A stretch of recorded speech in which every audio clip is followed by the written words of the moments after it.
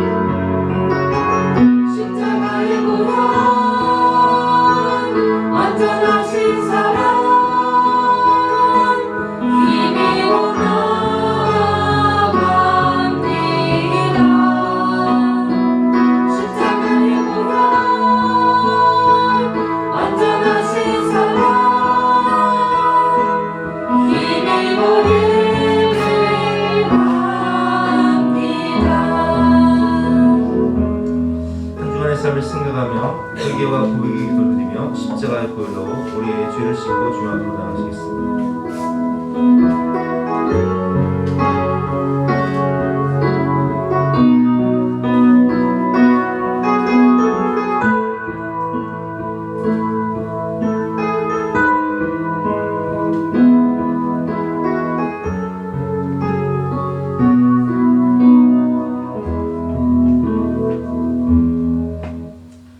하나님 감사합니다. 오늘도 이렇게 주님의 영광 가운데, 주님의 임재 가운데 주님을 찬양하며 경배할 수 있는 하나님 자녀의 특권을 허락하여 주시니 진심으로 감사합니다.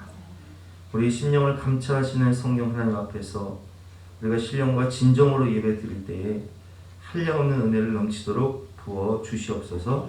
감사드리며 거룩하신 예수 그리스도 이름으로 기도드렸사옵나이다. 영원하신 성령으로 말미암아 흠없는 자기를 하나님께 드린 그리스도의 피가 어찌 너의 양심을 죽은 행실에서 깨끗하게 하고 살아계신 하나님을 섬기게 하지 못하겠느냐. 그러므로 주 예수 그리스도 안에 있는 자에게는 결코 정죄함이 없느니라. 아멘. 사실을 확신하며 다같이 사도신경으로 우리의 신앙을 고백하시겠습니다. 나는 전능하신 아버지 하나님 천지의 창조주를 믿습니다. 나는 그의 유일하신 아들 우리 주 예수 그리스도를 믿습니다. 그는 성령으로 잉태되어 동정녀 마리아에게서 나시고 본디오 빌라도에게 고난을 받아 십자가에 못 박혀 죽으시고 장사된 지 사흘 만에 죽은 자 가운데서 다시 살아나셨으며 하늘에 오르시어 전능하신 아버지 하나님 우편에 앉아 계시다가 거기로부터 살아있는 자와 죽은 자를 심판하러 오십니다. 나는 성령을 믿으며 거룩한 공교회와 성도의 교제와 죄를 용서받는 것과 몸의 부활과 영생을 믿습니다. 아멘. 다 같이 앉아서 함께 찬양하시겠습니다.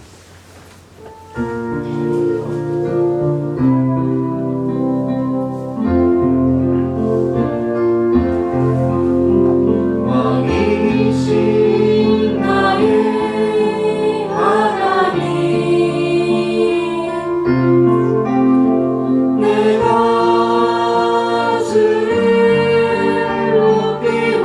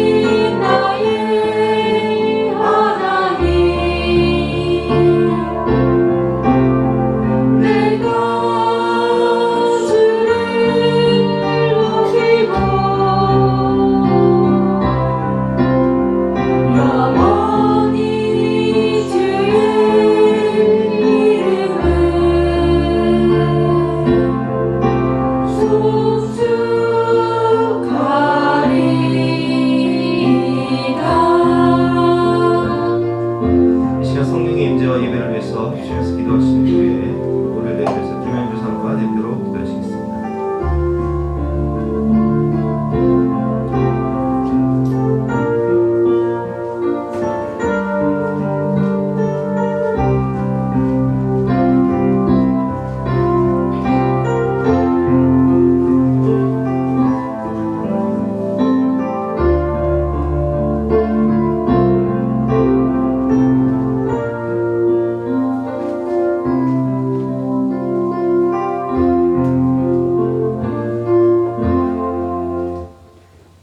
사랑의 하나님 감사합니다.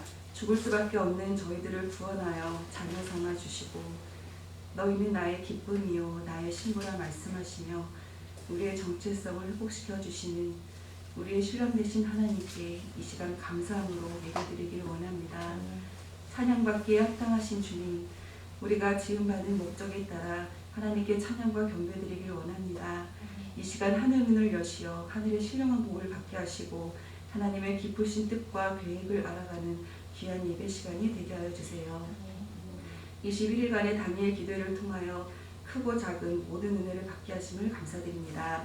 바쁜 일상 가운데 삶이 예배 중심으로 살아가게 하시고 간증을 통해 살아계신 하나님을 만나게 하시며 변화되어 믿음으로 살고자 하는 이들의 인생을 주님께서 얼마나 멋지게 들어 사용하시는지 눈으로 바라보았습니다.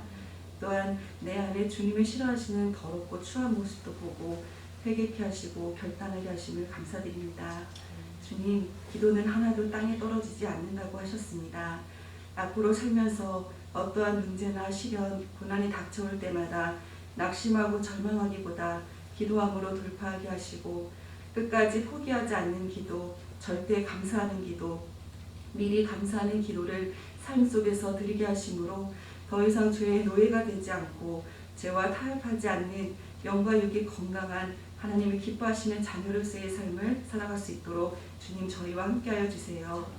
그러나 아버지, 하늘 소망을 품고 이 땅에 발을 딛고 사는 저희들은 삶 속에서 맡겨진 사명 따라 땀 흘리고 일도 해야 합니다. 세상 속에서 살아가는 것이 힘들고 피곤할 때가 많습니다.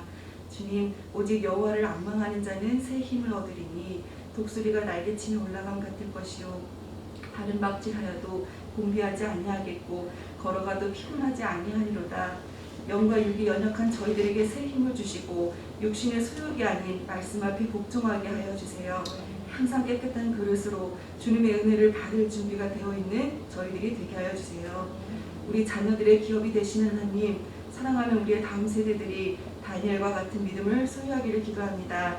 다니엘이 생명의 위협 속에서도 뜻을 정하여 하나님께 예배드리는 삶을 선택하였듯이 우리 자녀들도 먹고 사는 문제, 직업, 학벌, 세상 즐거움이 하나님보다 앞서지 않게 하여 주시며 세상 문화에 휩쓸리지 않고 오히려 세상 문화를 거룩한 문화로 선도하는 주의 자녀들이 되게 하여 주세요. 날마다 주님과 동행하는 삶을 살게 하시고 주의 이름을 위하여 의의 길로 인도하실 것을 믿으니 감사합니다. 특별히 이번 주 목요일에 대학 수학 능력 시험이 있습니다. 사랑하는 고3 수험생들 지금까지 열심히 달려왔습니다. 주님이 주시는 평안함 가운데 시험 치르게 하시고 시험의 결과를 떠나 존재 자체만으로도 하나님과 가족들의 사랑하는 자녀임을 잊지 않게 하여 주세요. 이 시간 귀하신 말씀을 듣습니다. 강단에 서신 목사님께 성령의 능력을 덧입혀 주시고 영육 간의 강건한 은혜를 주시길 소망합니다. 사역을 하시면서 지치지 않게 하시고 피곤치 않게 하시며 구령의 열정을 가지고 선포하신 말씀 속에 순종하며 변화되는 영혼들이 넘쳐나 구원받는 성도들의 수가 날마다 더하여지게 하여 주세요. 각 사람에게 살아계신 주님의 음성을 듣는 귀한 이 시간이 되게 하여 주실 것을 믿으며 예수님의 이름으로 기도드립니다.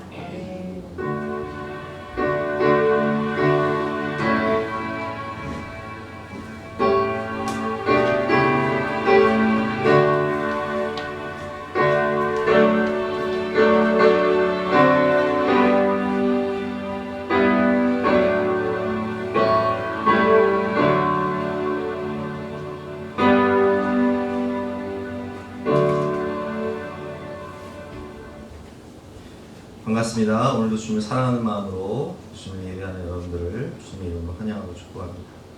광고 말씀드리겠습니다. 오늘 아동부에서 2부 예배 후에 달란트 시장을 개최합니다. 맛있는 음식을 많이 준비했는데요. 일부 예배를 들으신 분들도 가능하시면 일부 예배 끝나고 식사 시간에 오셔서 함께 맛있는 음식도 드시고 또 달란트 시장에도 참여하시면 좋을 것 같습니다.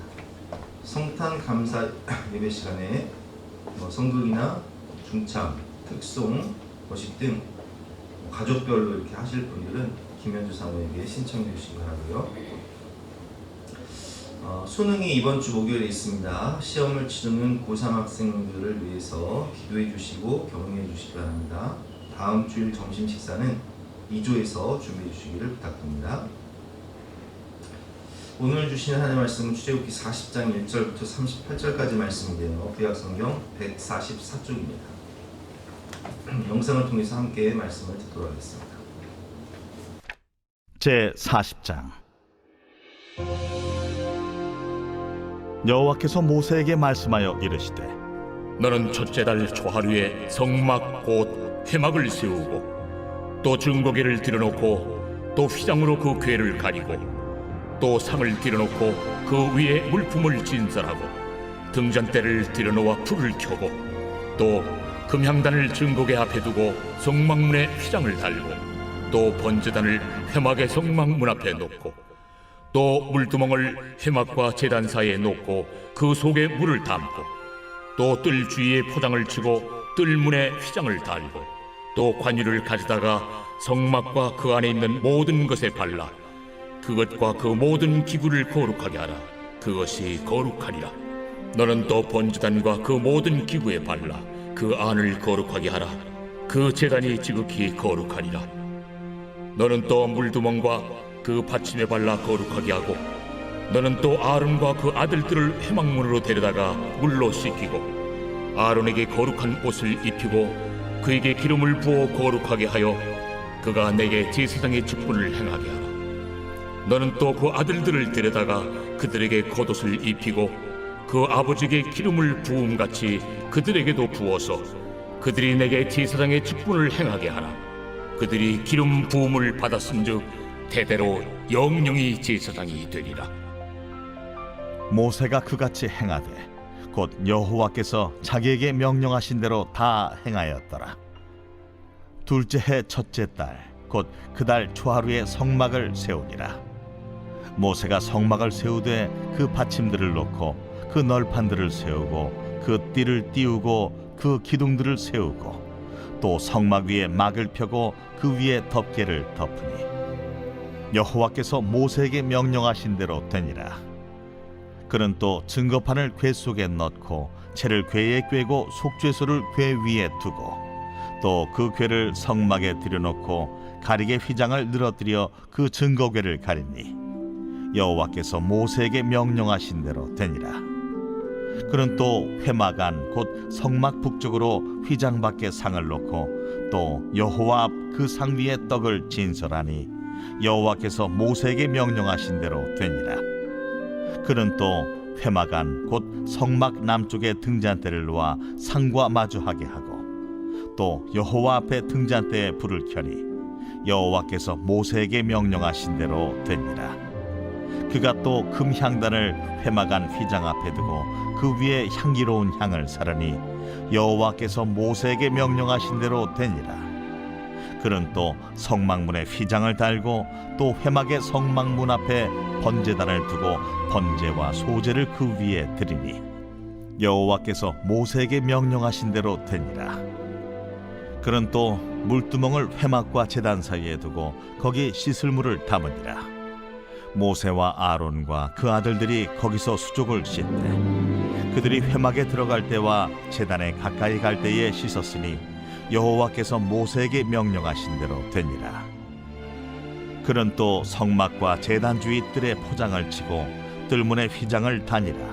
모세가 이같이 역사를 마치니 구름이 회막에 덮이고 여호와의 영광이 성막에 충만하네. 모세가 회막에 들어갈 수 없었으니 이는 구름이 회막 위에 덮이고 여호와의 영광이 성막에 충만함이었으며 구름이 성막 위에서 떠오를 때에는 이스라엘 자손이 그 모든 행진하는 길에 앞으로 나아갔고 구름이 떠오르지 않을 때에는 떠오르는 날까지 나아가지 아니하였으며 낮에는 여호와의 구름이 성막 위에 있고 밤에는 불이 그 구름 가운데에 있음을 이스라엘의 온 족속이 그 모든 행진하는 길에서 그들의 눈으로 보았더라.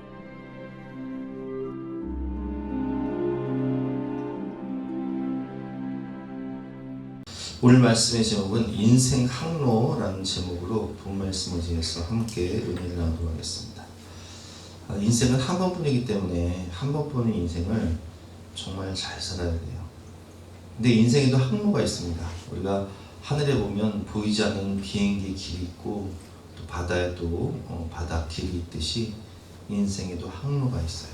이 인생 항로를 어떻게 살아야 우리가 한 번 사는 인생 후회 없이 정말 행복하게 살 수 있을까? 그것을 오늘 본 말씀을 통해서 함께 배워보도록 하겠습니다. 첫 번째, 우리 인생의 목적을 알아야 되는데요. 우리 인생의 목적은 바로 예배입니다. 하나님께서 이사야 말씀을 통해서 이사야 43장 21절 말씀을 통해서 말씀하셨죠. 이 백성은 내가 나를 위하여 지었나니 나를 찬송하게 하려 함이니라. 아멘. 여러분, 우리 인생은 사실 천국에 가기 위한 여행 연습인데, 천국에서는 우리가 뭘 하냐?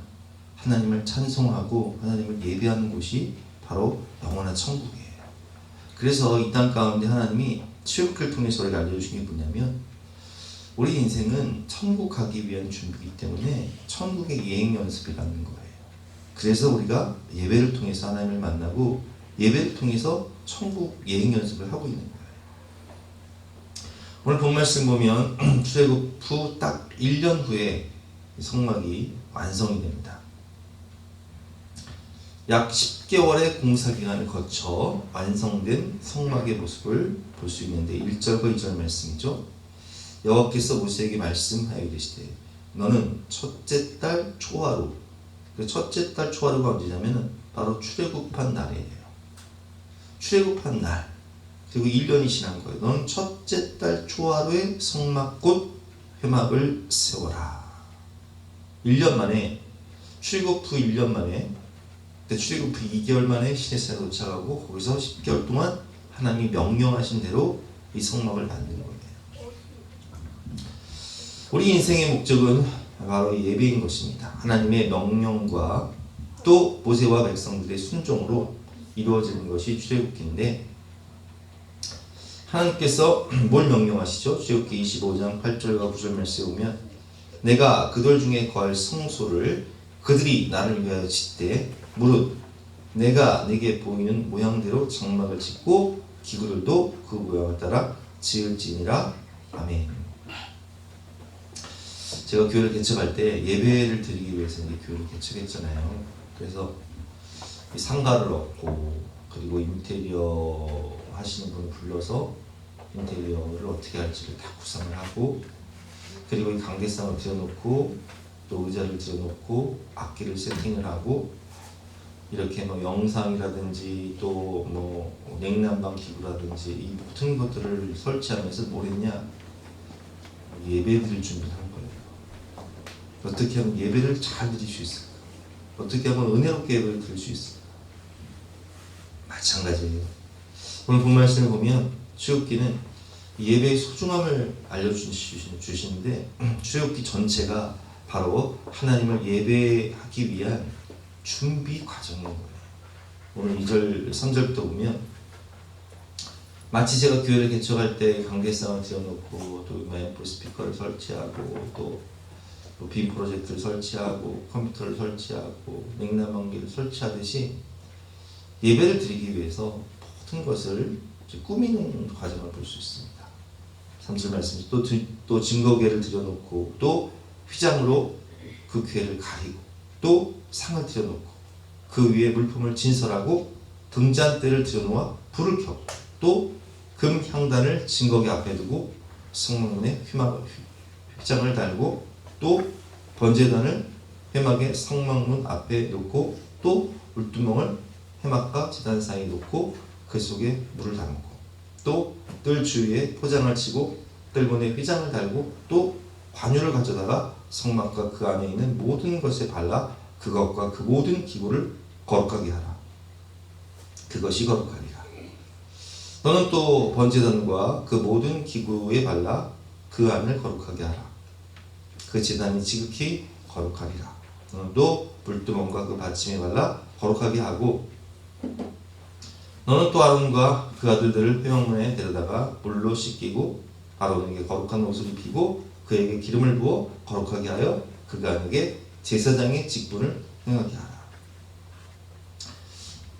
예배를 드리기 위해서 교회만 꾸민 것이 아니라 또한 저 자신도 신학대학을 다니고 또 신대원을 다니고 또 전임전사 2년 훈련을 받고 그리고 목사술을 받는 오랜 그런 준비 과정이 있었던 것처럼 예배를 드리기 위해서 하나님이 지명하여 부르신 아론과 또 그 후손들에게 기름을 부어서 대제사장 직분을 주신 거예요. 왜?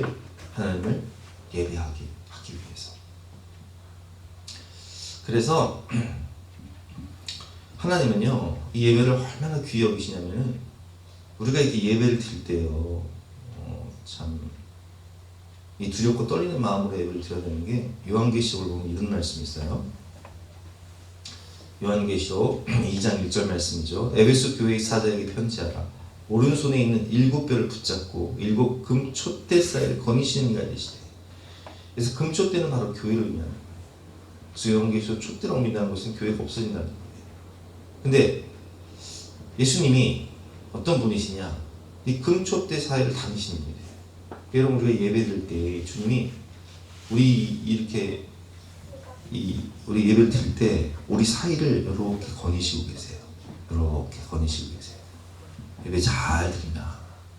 그리고 18절 말씀에 보니까 두아디라 교회의 사자에게 편지하라. 그 눈이 불꽃 같고 그 발이 빛난 주석과 같은 하나님의 아들이 계시대.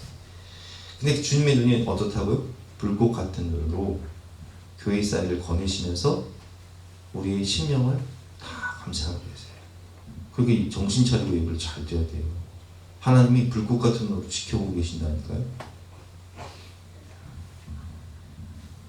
하나님이 원하시는 예배는 무엇일까요? 하나님은 우리와 정말 함께 하시기를 원하세요. 그래서 저는 우리 딸들한테 또 우리 아들한테 이런 얘기를 해요. 얘들아, 너희가 시집을 가거나 장가를 가면 너무 멀리 가지 마라.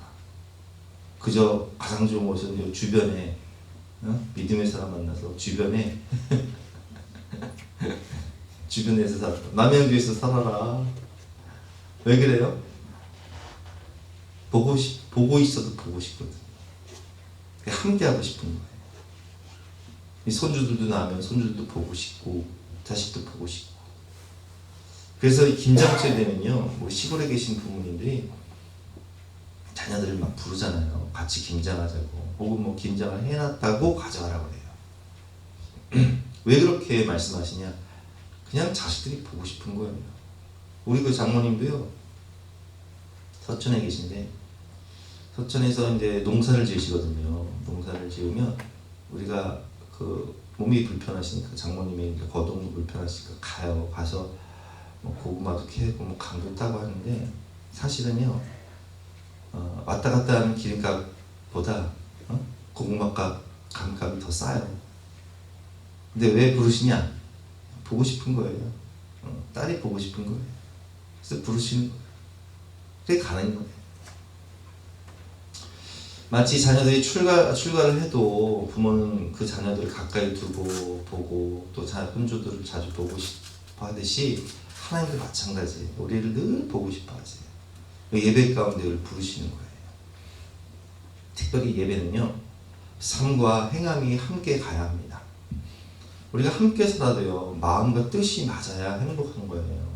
제가 언젠가 동기 목사님이랑 여행을 갔는데, 제주도로 여행을 갔는데, 우리 그 도서관 인테리어 할 때 오신 그 이종 목사님이라고 있어요. 그분이 이제 뭐 인테리어 할 때 다 우리 지도해 주시고 또 뭐 수고해 주시고 하셨는데, 이분은 인테리어에 관심이 많으세요.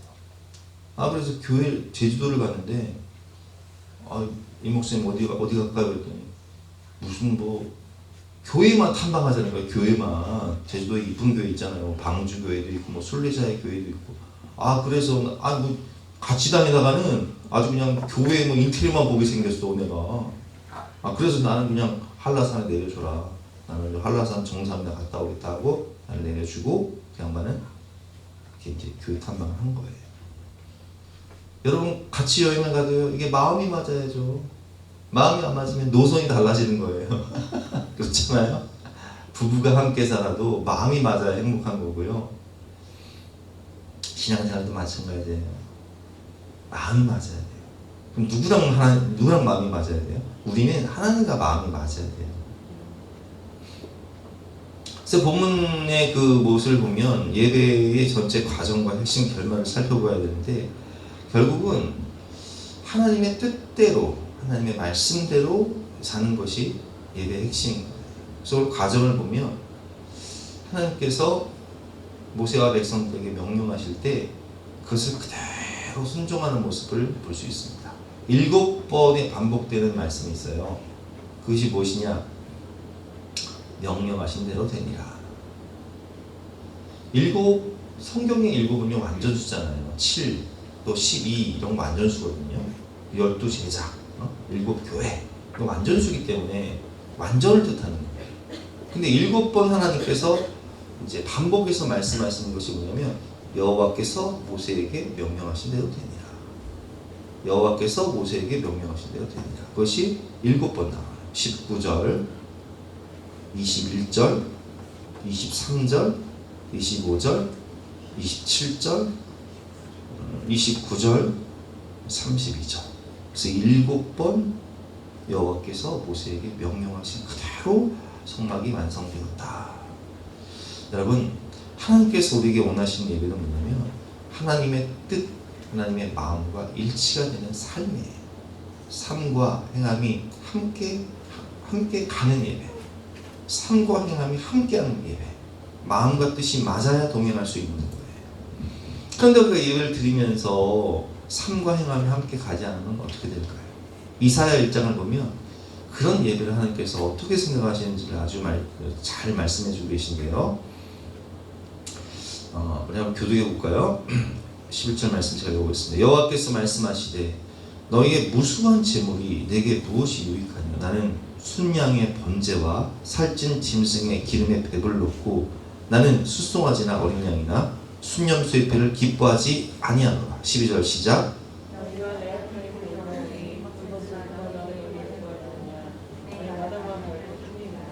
12절 말씀에 보니까 이스라엘 백성들이 예배를 드리긴 해요. 근데 뭐 하러 온다고요? 마당만 밟고 가는 거예요. 교회 뜰만 밟고 가는 거예요. 눈도장 찍고 가는 거예요. 교회를 오긴 오는데 눈도장 찍고 가는 거예요. 그 사람들이 헌금도 안 하는 게 아니에요. 무수한 재물을 가지고 와요. 그리고 재물을 갖고 와서 뭐 하냐? 하나님 저 왔습니다. 그럼 안녕히 계십시오 하고 눈도장 찍고 가는 거예요. 13절 말씀입니다. 헛된 재물을 다시 가져오지 말라. 분양은 내가 가증히 여기는 바야. 월삭과 안식일과 대회를 모이는 것도 그러하니 성회와 아울러 악을 행하는 것을 내가 견디지 못하겠노라. 그 예배 드리면서 뭐 한다고요? 악을 행한다. 그 죄만 짓고 가는 거예요. 교회 와서 예배 드리고 사람 성도 누구 흉만 보고 가. 그냥 싸움만 하고 가. 나쁜 말만 하고 가. 그래서 하나님께서 뭐라고 말씀하세요? 내가 너희들의 예배를 참 견디기 힘들다. 가증스럽다. 14절 말씀. 내 마음이 너희의 월삭과 정한 절기를 싫어하니 그것이 내게 무거운 짐이라. 내가 지기에 공배하느니라. 15절 시작. 너희가 손을 펼 때 내가 내 눈을 너희에게 감사하고 너희가 이 기도를 들어도 내가 듣지 않으리라. 이는 너희 중에 하나가 가득하니라. 왜 하나님께서 우리가 기도할 때 기도를 안 들으시고 눈을 가리고 귀를 막으신다고 하시죠? 우리의 그 삶이 죄악으로 가득해서 하나님 보시기 역겹다는 거예요. 가증스럽다는 거예요. 그러니까 하나님이 원하시는 게 뭐냐? 삶과 예배가 함께 가는 거예요. 마음이 맞아야 되는데 마음이 안 맞는다는 거예요. 기준이 누구예요? 하나님이시기 때문에 하나님 기준을 맞추라는 거예요. 16절 말씀이죠. 너희는 스스로 씻으며 스스로 깨끗하게 하여 내 목전에서 너희 악한 행실을 버리고 행악을 그치고 선행을 배우며 정의를 구하며 학대받는 자를 도와주며 고아를 위하여 신원하며 과부를 위하여 변호하라 하셨느니라.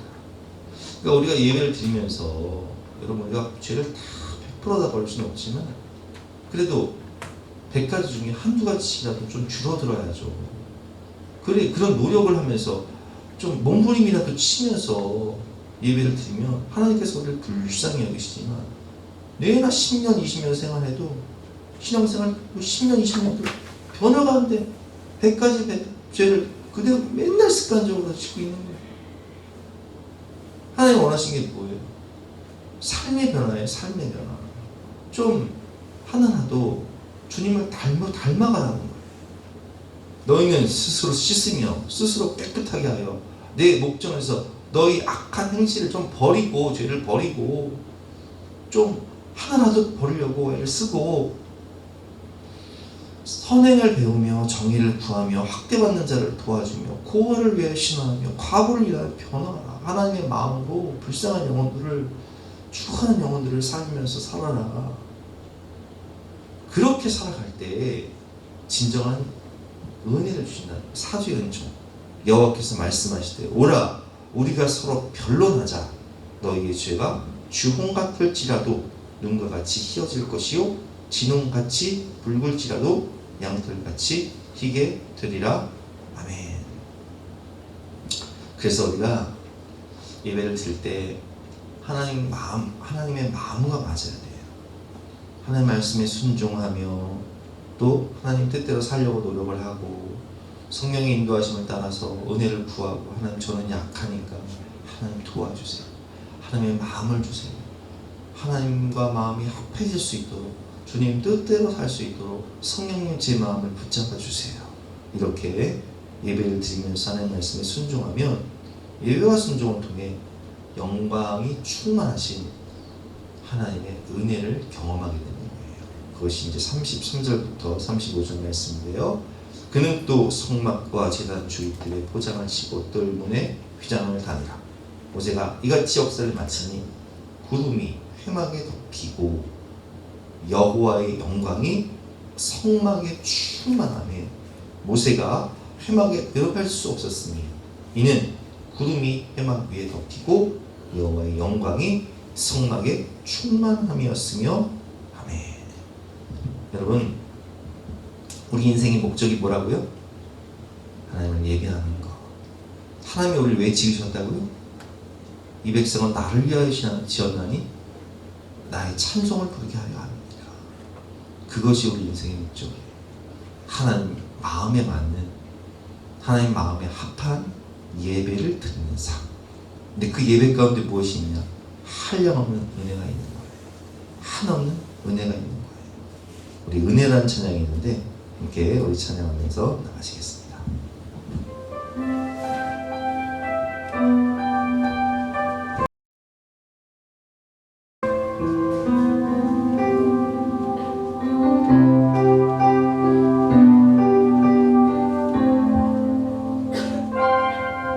내가 누려왔던 모든 것들이 내가 지나왔던 모든 시간이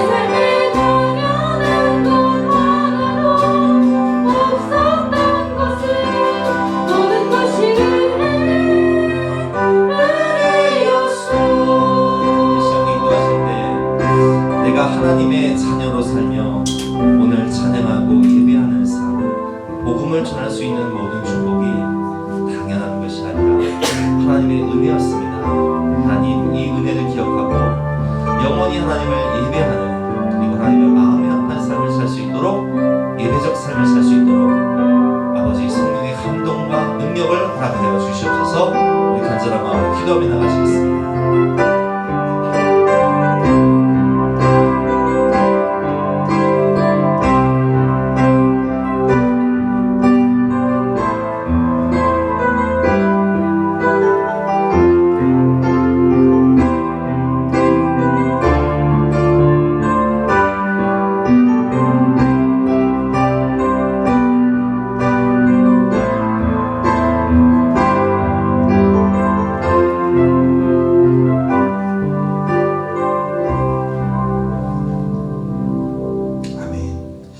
인생 항로 두 번째는 인생 길의 선택이에요.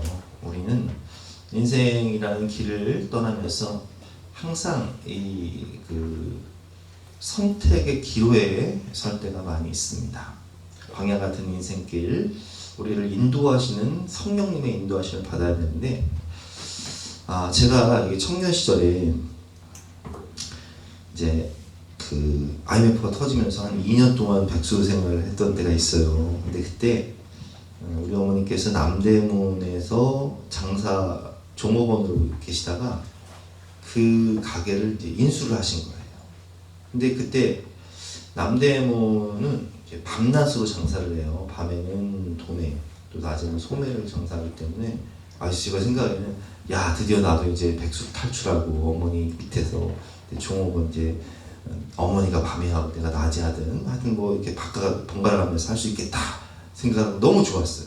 그래서 어머니 따라서 한 이틀을 나가서 이제 어떻게 장사하는지를 배우는데, 또 우리 아버지가 좀 오지랖이 넓잖아요. 그래서 오지랖이 넓어가지고 우리 막내 외숙모한테 덜컥 또 그냥 우리 아내가 저 남대문 저 인수했으니까 일하라고 덜컥 또 이제 얘기를 하신 거예요. 그래서 또 졸지에 또 백수가 돼버렸네. 할 게 없어가지고 그거라도 하려고 했는데, 근데 여러분 돌이켜보면 지금 뭐 남대문도 그렇고 동대문도 그렇고 장사 거의 안 되잖아요. 우리 어머니도 뭐 진작에 이거 때려치셨는데, 내가 그때 만약에 남대문 가가지고 장사했어서 어떻게 됐을까?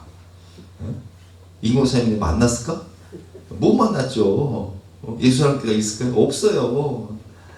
근데 돌이켜보면 그게 하나님의 은혜였다는 거예요. 하나님이 저를 사랑하셔서, 또 여러분들을 사랑하셔서 그 길로 안 가게 하셨어요.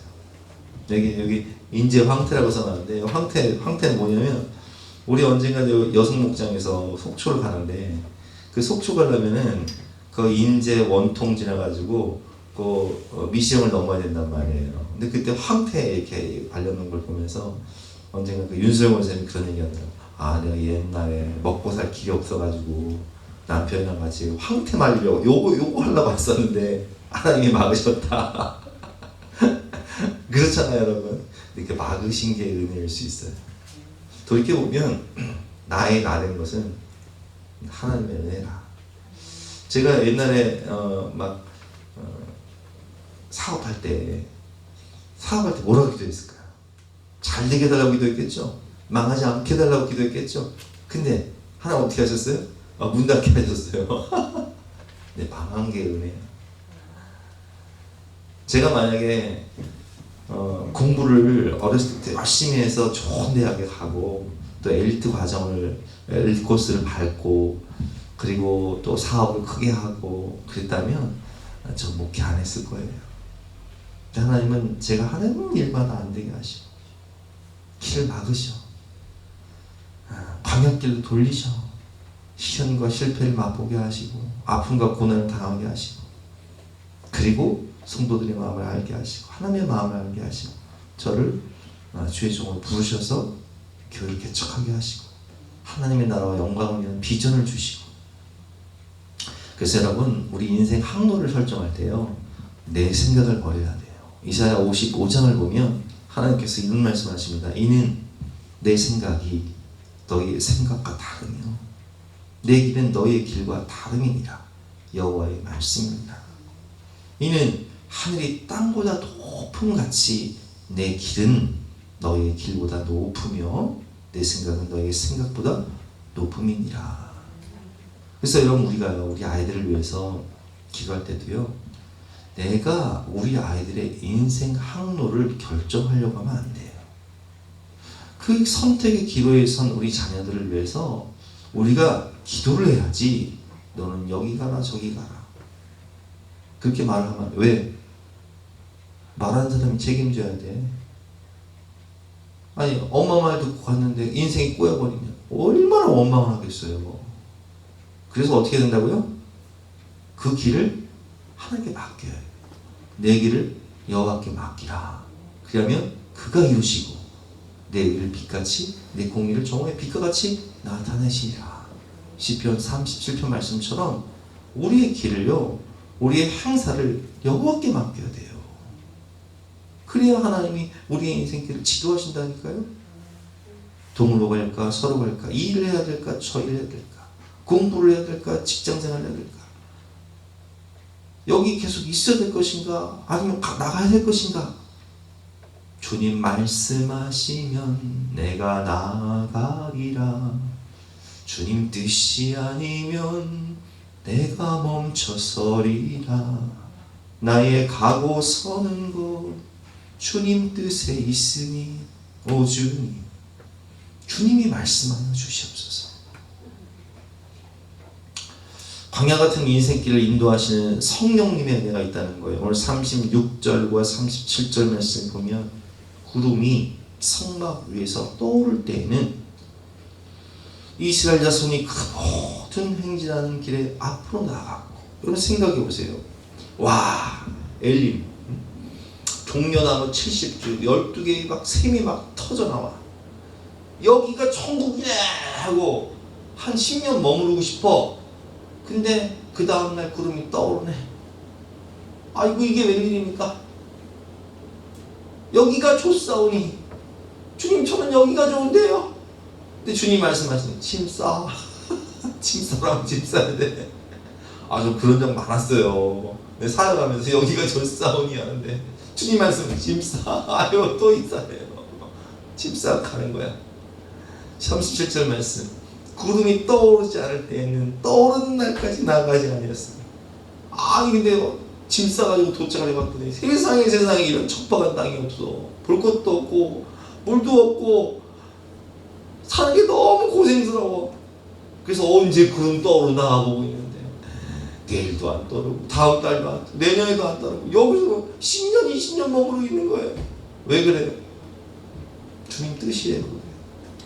나보다 나를 더 사랑하시고 나보다 나를 더 사랑하시는 주님이 내 삶을 인도하시는데 내 뜻과는 정반대되는 큰 길 수 있다는 거예요.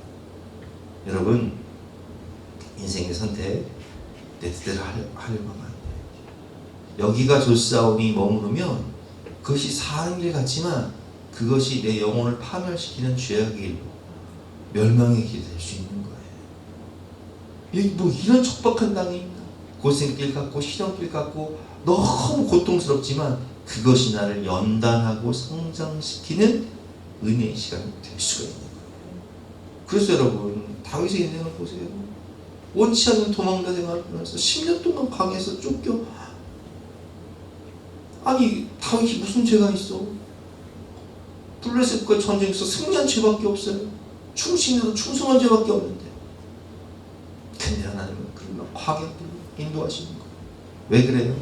거기서 하나님의 사랑으로 만들어지고 시편을 쓰고 거기서 연단받고 훈련되어서 정말 하나님만 의지하는 그런 사람이 되는 거예요.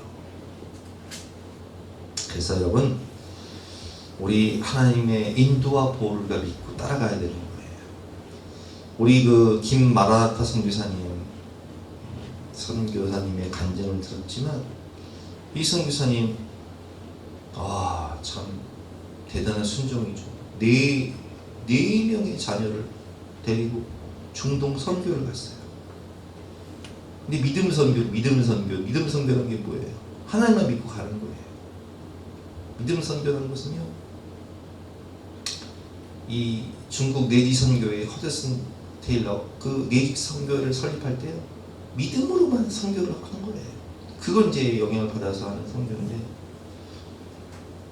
근데 이분이요 정말 이렇게 먹고 살 길이 없을 때 이 대기업에서요, 이분이 이제 중동에서만 오래 사역을 했으니까 아랍어도 잘하고 그 문화도 잘 알잖아요.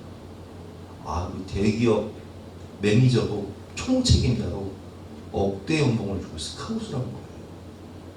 그게 얼마나 좋아. 가난하게 살다가 억대 연봉을 받고 뭐 집이며 차며 다 줄 거 아니에요. 얼마나 좋아. 근데 이분이요, 야, 돈이 너무 많아지니까 내 마음이 선교하고 싶지가 않아. 그냥 편안하고 안락하게 살고 싶어. 이러다가는 내가 하나님의 나를 부르신 인생의 목적, 인생의 이 선택의 기로에서 내가 하나님을 선택할 것이, 하나님의 뜻을 선택할 것이냐, 아니면 편안하고 안락한 풍요한 삶을 선택할 것이냐, 하나님을 붙잡기 위해서 다 그만둬버려요. 그럼 대책이 있냐? 대책이 없어요. 주변 사람들이 뭐라고 하냐? 미쳤냐? 이런 무책임한 분 같은 이 자녀가 되신데 정말 그만두고 나는데 먹고 살 길이 없어. 아이들 가르칠 길이 없어. 죽을 만큼 힘든 거예요.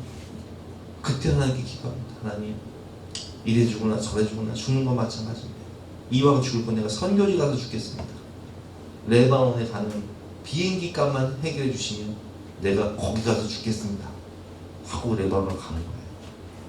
아, 근데 그때부터 하나님께서 사역의 길을 열어주시는데 교회를 개척하게 하시고 학교를 세우게 하셨어요. 학교에 학생만 400명. 여러분, 우리가 애들 키우는 것도요, 셋만 있어도 힘들어 죽어. 근데 400명의 시리아 난민들, 그 학생들을 가르치고 먹인다? 이게 내 힘으로 가능해요? 불가능해요. 하나님이 하셔야 되는 거예요.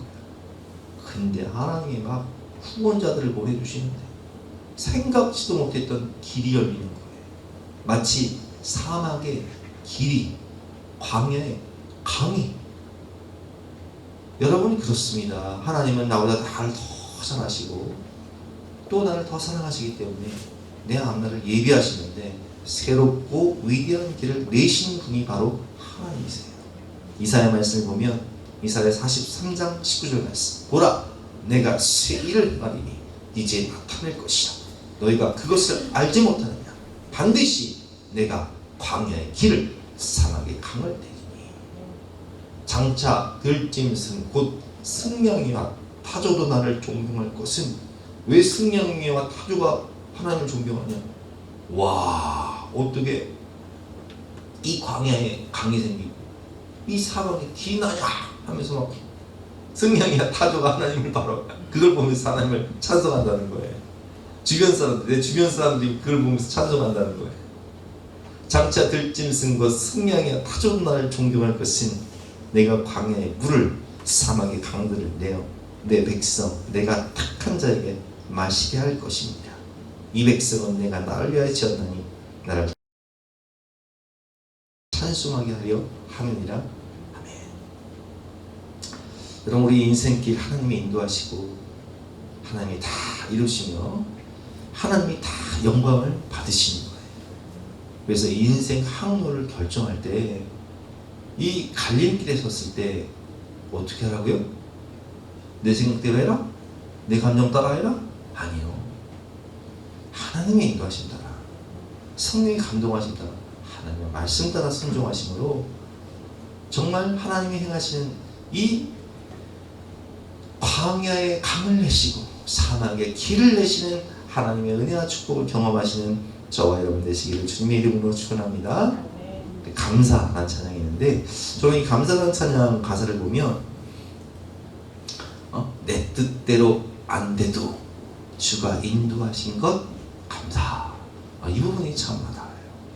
그래서 하나님 가장 좋은 것 주신 하나님을 신뢰하면서 우리 감사 찬양 한번 해보겠습니다.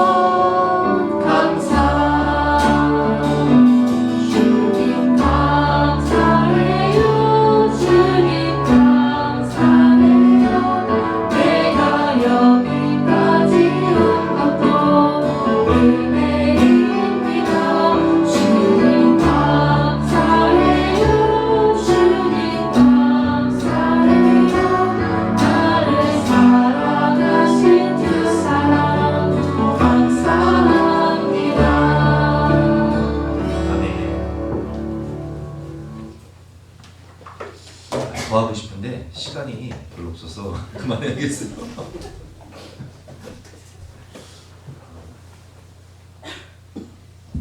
자, 세 번째, 인생 항로라는 제목으로 설교하고 있는데, 그렇다면 인생의 행복은 어디 있을까요? 어떻게 하면 행복하게 살 수 있을까? 그 비결을 한번 배워볼 텐데요. 그 비결은 바로 하나님의 임재와 동행이에요. 하나님이 내 안에 왕으로 오셔야 돼요. 내 마음에, 우리 가정에. 38절 말씀 같이 한번 읽어보겠습니다. 시작. 낮에는 여호와의 구름이 성막 위에 있고 밤에는 불이 그 구름 가운데 있음을 이스라엘의 온 족속이 그 모든 행진하는 길에서 그들의 눈으로 보았더라. 아멘. 밤낮으로 하나님이 함께 하시는 거예요. 밤에, 낮에는 구름 기둥으로 쫙 덮어주셔서 나를 지키시고, 밤에는 너무 추운데 불기둥으로, 불기둥 보일러로 나를 따뜻하게 안아주시고. 여러분, 행복은요, 관계가 좋아야 돼요. 관계가 좋아야 행복한 거예요. 교회 생활을 할 때 하나님과 성도와의 사이가 좋아야 교회 생활에 행복하고요.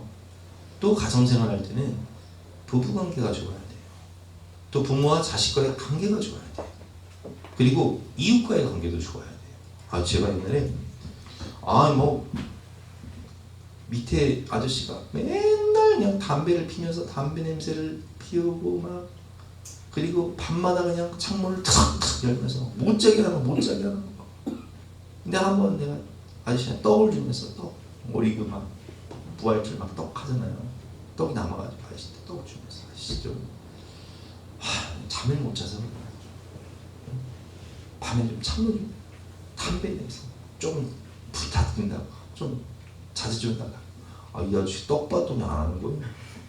나 행복지수가 확 올라가 버렸어. 밤에 잠을 할 수 있으니까. 그죠? 막 주차 문제로 막 이웃과 맨날 싸운다고 생각해서 얼마나 행복지수가 떨어져. 층간소음 때문에 막 스트레스 받아가지고 이사하는 분들 계세요. 행복지수 떨어져요. 여러분, 삶이요, 관계가 좋아야 돼요. 교우 관계가 좋고, 부부 관계가 좋고, 부모 자식과의 관계가 좋고, 이웃과의 관계가 좋고, 또 사회생활 할 때 막 나를 맨날 그냥 회사를 다니며 갈고, 아주 그냥 하여튼 맨날 갈고, 그러면 얼마나 직장 생활하기 힘들어요. 상사가 나를 괴롭히면, 동료가 내가 마음이 안 맞으면, 그럼 당장 그만두고 싶단 말이에요. 그럴 때 어떡하라고요? 떡을 갖다 주세요. 떡을 갖다 주면 괜찮아져요. 밥을 한번 사세요. 관계가 좋아야 되는데, 제일 중요한 관계가 뭐냐? 대인관계도 중요하지만 대신관계가 중요한 거예요. 하나님과의 관계. 왜 그러냐? 주님은 평화의 왕으로 이 땅 가운데 오셨는데, 그 평화의 왕이신 예수님이 내 안에, 또 우리 가정의 주인이 되시면 싸울 일이 없어요. 근데 내가 왕이고 죄가 왕이면 싸울 일이 많아요.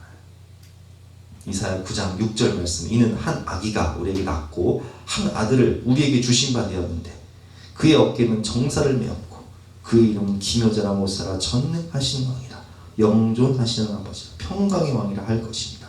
옛날에 어떤 우리 집사님 아무리 결혼을 해가지고 내게 기선제압을 해버려야지 해가지고 신혼 때 별것도 아닌데 아내 뺨을 탁 때린 거예요. 왜? 기선제압 하려고. 내가 왕이라는 거지. 근데 이 아내가 기가 센 분이야. 보따리 쌌어. 너 혼자 살아라. 난 너랑은 이렇게 못 살다.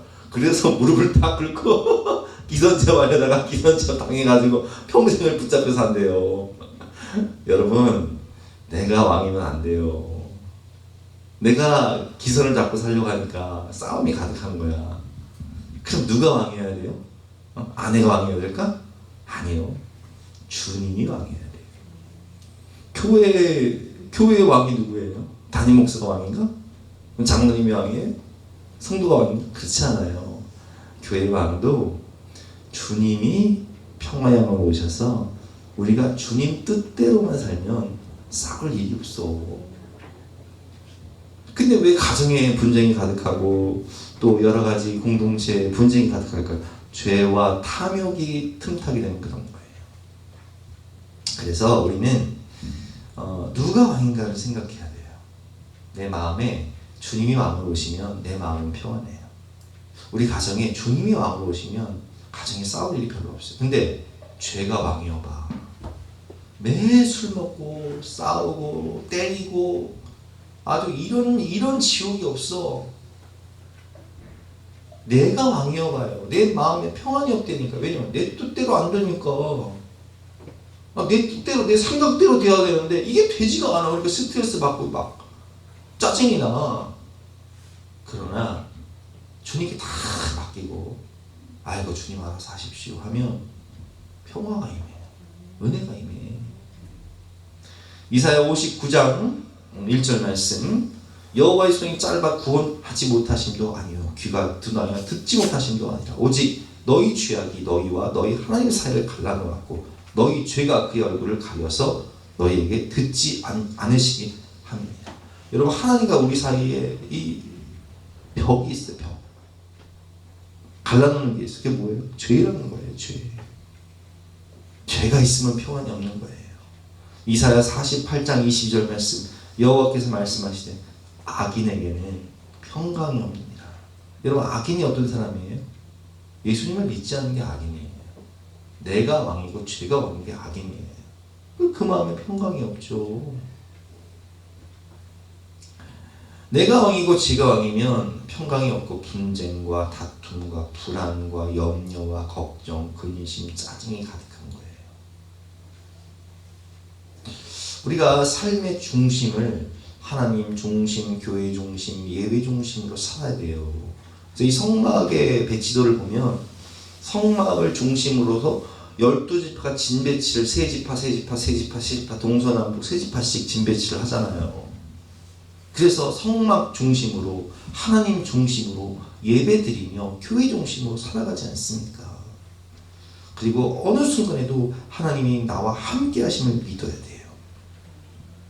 우리 전은주 전사님 간증을 드리면서 우리 선교사님은 어렸을 때부터 몸에 장애가 있어서 친구들한테 놀림을 받으면서 참 고통 가운데 살았죠. 근데 그 병을 고쳐달라고 하나님께 기도를 해도 아무리 기도해도 응답되지 않는 거예요. 그래서 하나님을 원망하고 신앙적인 방황도 하고 했지만 그가 인생을 살고 돌이켜보면서 깨닫게 된 것은 그날 그 고통의 순간, 그 외로움의 순간, 놀림당하고 따돌림당하던 왕따당하던 그 순간에도 하나님은 나와 함께 하시고 나를 안아주시고 나를 위로해 주셨다는 거예요. 그렇습니다 여러분. 하나님이 우리와 함께 하십니다. 어느 순간에도 낮에는 구름 기둥으로 밤에는 불 기둥으로 함께 하시는 거예요. 마태복음 1장 23절 말씀.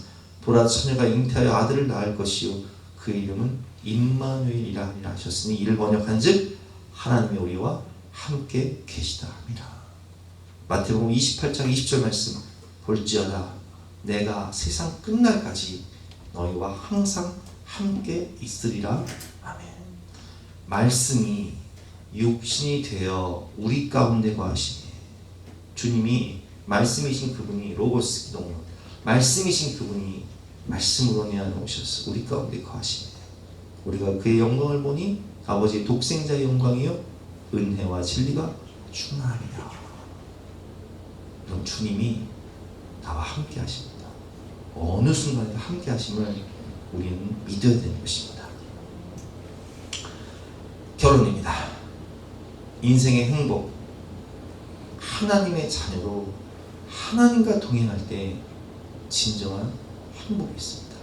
그래서 칼 힐티라는 스위스의 행복론 연구원은 이렇게 얘기했어요.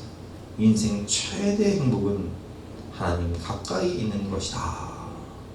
여러분 우리 옆에 분들과 이렇게 인사합시다. 인생 최대 행복은 하나님 가까이 있는 것입니다. 인생 최대 행복은 하나님 가까이 있는 것입니다. 할렐루야. 그래서 이 행복이라는 찬양을 봐도요, 하나님의 자녀로 살아가는 것, 이것이 행복이다. 이런 가사가 있어요. 아우 나 어떻게 이렇게 그냥 짝을 잘 맞추는지 몰라. 나 이렇게 은사가 있는 것 같아요. 우리 함께 찬양하겠습니다.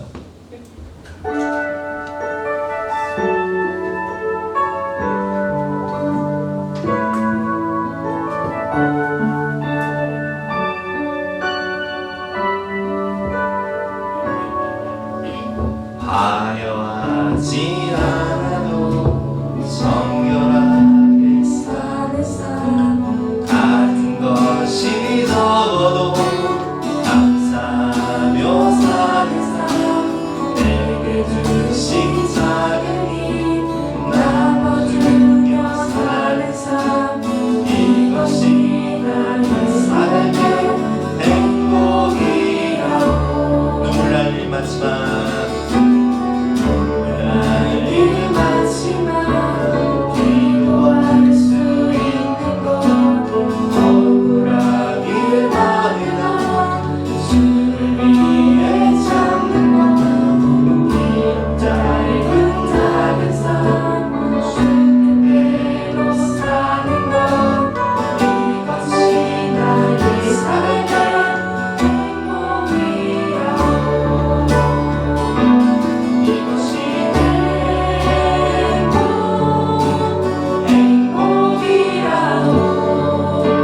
세상은 알 수 없는 하나님 성품 이것이 행복이라고 하나님의 자녀로 살아가는 것 이것이 행복 위험한 다시 합니다.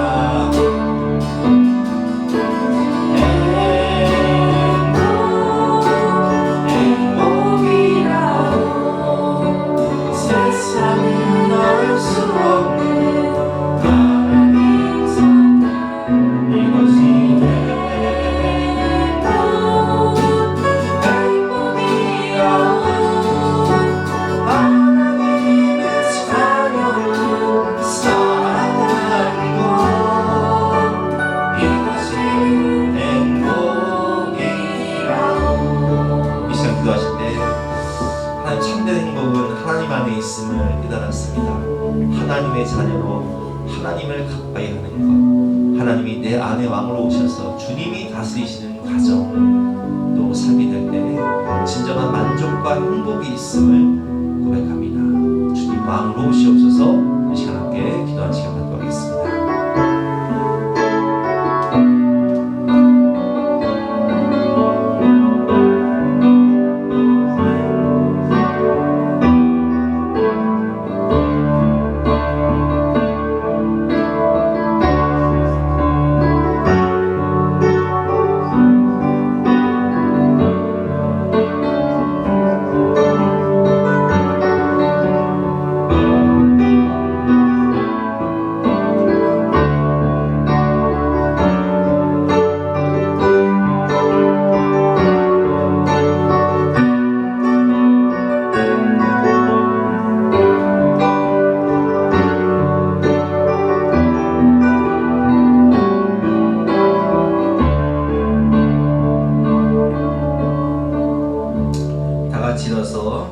결단 찬송 191장 함께 찬양하시겠습니다.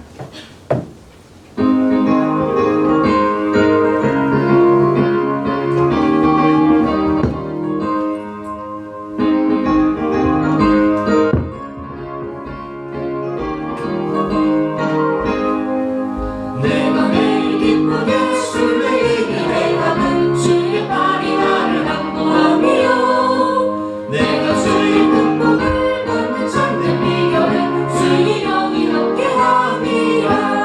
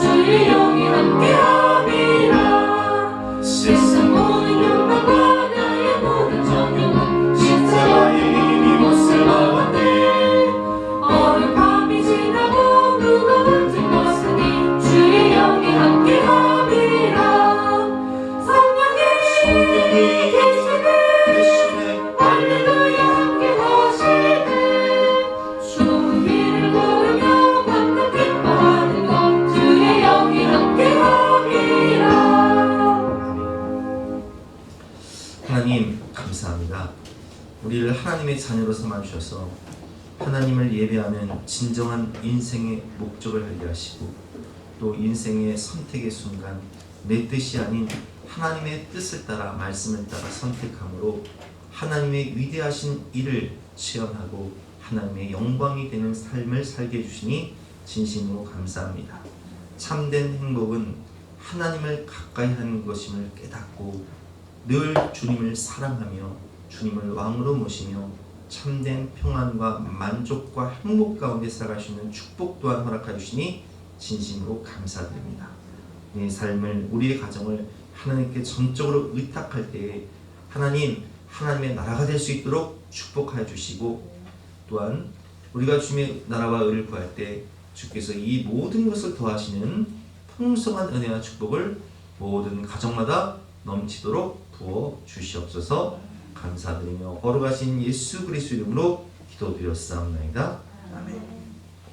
지금은 우리 구주 예수 그리스도의 은혜와 하나님의 영원하신 사랑과 성령님의 감화감동 역사하심이 우리 모든 성도님들 머리머리 위에 앞날 위에 가정 위에 지금부터 영원까지 함께 하시기를 간절히 축원하옵나이다.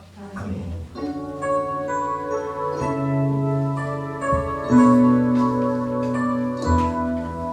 나는 너를 사랑하리라.